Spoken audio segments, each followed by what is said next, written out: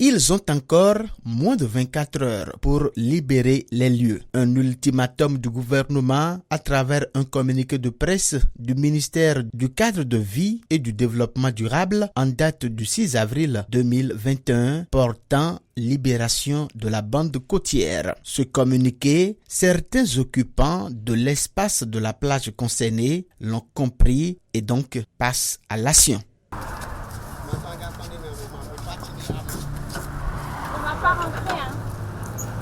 On a eu le premier communiqué la semaine dernière, on a eu la visite de monsieur le préfet mardi matin qui est venu expliquer à tout le monde qu'il fallait partir et libérer les lieux avant vendredi et donc du coup nous on s'est affairé directement à enlever nos affaires puisqu'on comprend complètement tout le projet qui se passe ici sur la plage et donc pour nous c'est important de libérer l'espace afin que tout ce qui doit être fait soit fait correctement.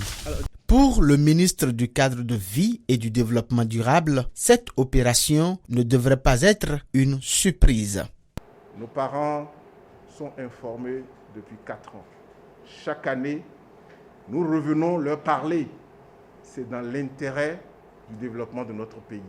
Malgré leur volonté de libérer les lieux avant la date butoir, les usagers se disent partagés entre plusieurs sentiments face à une telle opération. Bon, ça fait un peu mal au cœur, hein. On démonte quelque chose qu'on avait créé, donc ça fait un petit pincement au cœur, mais on voit ça comme un rebond, un nouveau départ ailleurs, quelque part, même si c'est aussi difficile pour nos employés, mais en fait, vu qu'ici on est une petite famille. Selon le ministre José Tonato, cette opération s'inscrit dans une démarche conséquente d'aménagement et de protection du littoral béninois.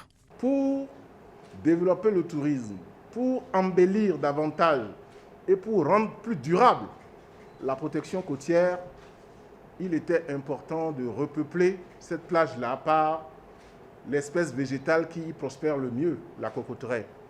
À terme, ces espaces libérés seront remplacés par la plantation de plus de 500 000 plants de cocotiers de part et d'autre de la route des pêches sur une façade de plus de 9 km.